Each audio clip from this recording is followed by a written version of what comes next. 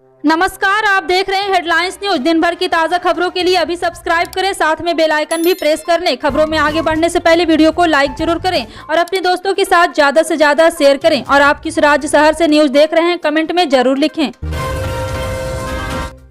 कर्नाटक में हिजाब प्रकरण के बीच नोबेल शांति सम्मान से नवाजी गई पाकिस्तानी सामाजिक कार्यकर्ता मलाला यूसुफजई ने छात्राओं के समर्थन में अपना पक्ष रखा है। उन्होंने ट्वीट कर कहा है कि स्कूलों में लड़कियों को हिजाब पहनकर प्रवेश देने से रोकना भयावह है। महिलाओं का उद्देश्य कम या ज्यादा बना रहता है। भारतीय नेताओं को मुस्लिम महिलाओं के हंसिए पर जाने से उन्हें रोकना चाहिए। हालांकि मलाला शिक्षा के पक्ष में बोलने और इस्लामिक व्यवस्थाओं के विरोध की वजह से एक बार मौत के मुंह से बाहर निकली है। अपनी किताब में उन्होंने तमाम घटनाओं का उल्लेख भी किया है, मगर कर्नाटक में जब हिजाब प्रकरण और ड्रेस कोड लागू करने की बात आई तो उन्होंने अपना रुख बदल दिया। ऐसे ही कुछ घटनाओं का हम यहाँ जिक्र करें जो उन्होंने अपनी राजनीतिक किताब में लिखा है। शांति समझौते के बाद स्वार्थ में हर कोई खुश था, लेकिन यहाँ पर आपको बता दें कि मलाला यूसुफजई ने इसका घना विरोध किया है। गोवा जैसे छोटे राज्य में राजनीतिक और सामाजिक समीकरण अन्य राज्यों की तुलना में अलग है। जहां देश के अन्य हिस्सों में भाजपा को अल्पसंख्यक समुदाय के बीच अपनी पैठ बनाने के लिए कड़ी मशक्कत करनी पड़ती है, वहीं गोवा में उसे ईसाई समुदाय के भरपूर समर्थन मिल रहा है। बीते 2 विधानसभा चुनाव में भाजपा ने ईसाई समुदाय को जितने भी उम्मीदवार उतारे सभी की जीत हासिल हुई है। इससे उत्साहित होकर भाजपा ने इस बार 12 ईसाई उम्मीदवार को चुनाव मैदान में उतारा है। 12 ईसाई समुदाय के लोगों को मैदान में उतारने से हालांकि पार्टी में नाराजगी बढ़ी है। उसके कई नेताओं ने इस्तीफे भी दे दिए हैं। पूर्व मुख्यमंत्री मनोहर पर्रिकर के बेटे उत्पल भी बागी होकर चुनाव मैदान में है, लेकिन भाजपा का मानना है कि उसे जीत के लिए सामाजिक समीकरण साधना जरूरी है। उत्तर प्रदेश विधानसभा चुनाव के लिए पहले दौर की वोटिंग 10 फरवरी यानी कि गुरुवार को होनी है। इसमें 11 जिलों की 58 सीटों के लिए वोट डाले जाएंगे। इससे पहले सूबे के सीएम योगी आदित्यनाथ ने एक ट्वीट किया है जिसमें वो पीएम मोदी के साथ दिख रहे हैं। पहले चरण में जिन लोगों में वोटिंग होगी उन्होंने नोएडा, गाजियाबाद, शामली, मथुरा, अलीगढ़, बागपत, मेरठ, हापुड़, बुलंदशहर, मुजफ्फरनगर और आगरा शामिल है। बीजेपी ने यहाँ जीत हासिल करने के लिए काफी मेहनत की है और तमाम बड़े नेताओं ने इन सीटों पर प्रचार किया है। इस ट्वीट को खासी चर्चा हो रही है। संसद के बजट सत्र में बुधवार केंद्रीय गृह राज्य मंत्री नित्यानंद राय ने राज्यसभा में जानकारी दी कि 1980 के दशक के अंत 1990 के दशक की शुरुआत में जम्मू कश्मीर में फैले आतंकवाद के बाद कम से कम 610 कश्मीरी पंडितों को उनकी संपत्ति वापस दिलाई गई। गृह राज्य मंत्री नित्यानंद राय ने संसद में यह भी कहा है कि 1080 करोड़ रुपए खर्च करके प्रधानमंत्री विकास पैकेज 2015 के तहत कश्मीरी प्रवासियों के लिए 3000 सरकारी नौकरियों की व्यवस्था की गई है। जम्मू और कश्मीर सरकार ने PMDP 2015 के तहत 1739 प्रवासियों को नियुक्ति किया है और इसके अलावा 1098 प्रवासियों का चयन किया गया है।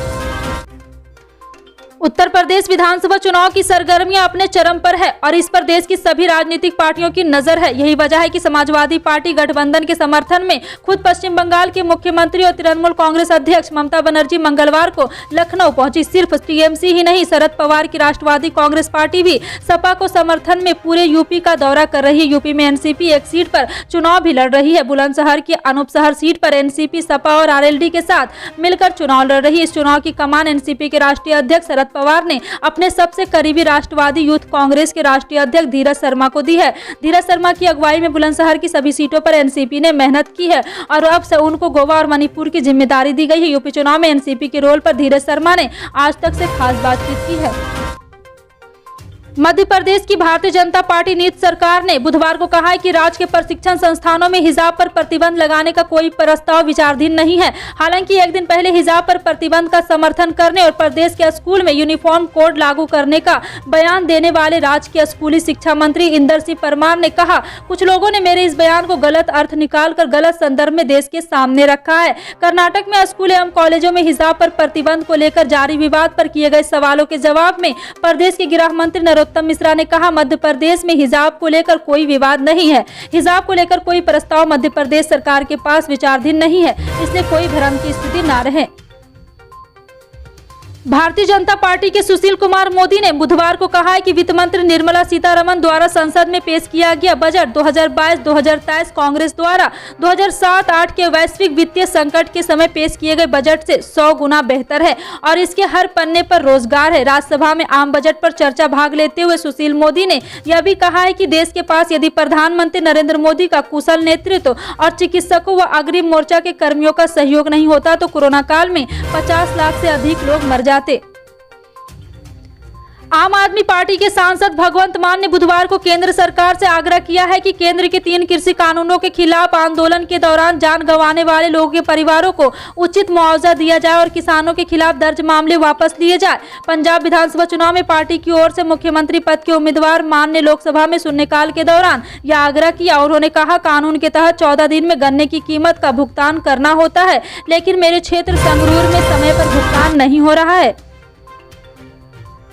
भारत रत्न लता मंगेशकर का स्मारक बनाने की घोषणा महाराष्ट्र सरकार की तरफ से की गई है। उद्धव सरकार ने मुंबई में लता मंगेशकर मेमोरियल बनाने का फैसला किया है। लता मंगेशकर का निधन 6 फरवरी को मुंबई में हो गया है। उनके अंतिम दर्शन के लिए राजनीति से लेकर फिल्मी दुनिया तक की जानी मानी हस्तियां पहुंची थी। बाला साहेब के बाद लता मंगेशकर दूसरी ऐसी व्यक्ति है जिनका अंतिम संस्कार शिवाजी पार्क में किया गया है। वरिष्ठ कांग्रेस नेता सचिन पायलट ने बुधवार को कहा है कि गोवा में 14 फरवरी को चुनाव में उनकी पार्टी को स्पष्ट बहुमत मिलेगा तथा प्रदेश में आम आदमी पार्टी, तृणमूल कांग्रेस जैसे नए खिलाड़ियों को कोई राजनीतिक लाभ नहीं मिलेगा। पायलट ने यहां एक संवाददाता सम्मेलन में कहा है कि कांग्रेस 10 मार्च की मतगणना के बाद गोवा में सरकार बनाएगी। उन्होंने कहा है कि यह देखना दिलचस्प है कि कई पार्टियां गोवा में प्रवेश करने की कोशिश कर रही है। ये पार्टियां जो गोवा में चुनाव लड़ रही है, छाती पीट रही है एवं संसाधन जुटा रही है, लेकिन मतदान दलों की पृष्ठभूमि देखने की कौन वादे पूरा करने में समर्थ है। सीबीएसई ने कक्षा 10 और 12 के लिए टर्म 2 की तारीख का ऐलान कर दिया है। दोनों की कक्षाओं की परीक्षाएं 26 अप्रैल से प्रारंभ होगी। न्यूज एजेंसी एएनआई के अनुसार अधिकारियों ने यह जानकारी देते हुए बताया कि 10वीं और 12वीं की परीक्षा 26 अप्रैल से ऑफलाइन मोड में होगी। उत्तराखंड बीजेपी के घोषणा पत्र पर प्रतिक्रिया देते हुए कांग्रेस के राष्ट्रीय प्रवक्ता गौरव वल्लभ ने कहा है कि यह भाजपा का दृष्टि दोष पत्र है। गौरव वल्लभ ने कहा है कि भाजपा के 2017 के घोषणा पत्र के पृष्ठमुख बदलकर 2022 में इसे दृष्टि पत्र के नाम से प्रकाशित कर दिया है। भाजपा के इस दृष्टि पत्र में प्रमुख मुद्दे रोजगार, पलायन, महंगाई, नदारद है। उद्योगों के नाम पर प्रतिदिन सब्सिडी देना युवाओं के साथ मजाक से ज्यादा कुछ नहीं है। गौरव वल्लभ ने यह भी कहा है कि भाजपा बताए कि केंद्र व राज्य में सरकार होते हुए भाजपा ने अभी तक कितने मेडिकल कॉलेज खोले, स्वास्थ्य, शिक्षा, बेरोजगारी, पर्यटन, महंगाई, पलायन के मुद्दे पर अभी तक क्या काम किया। 3 मुफ्त गैस सिलेंडर वाली योजना को कांग्रेस की योजना की कॉपी करने की कोशिश करार दिया है। कुल मिलाकर कांग्रेस ने भाजपा के इस दृष्टि पत्र को दृष्टि दोष पत्र कहते हुए नकार दिया। पंजाब में कांग्रेस को बड़ा झटका लगा है। यहां खडूर साहिब लोकसभा सीट से कांग्रेस सांसद जसबीर सिंह डिप्पा के भाई राजन गिल ने अकाली दल ज्वाइन कर लिया है। अकाली दल के मुखिया सुखबीर बादल ने राजन को पंजाब अकाली दल का महासचिव भी बना दिया है।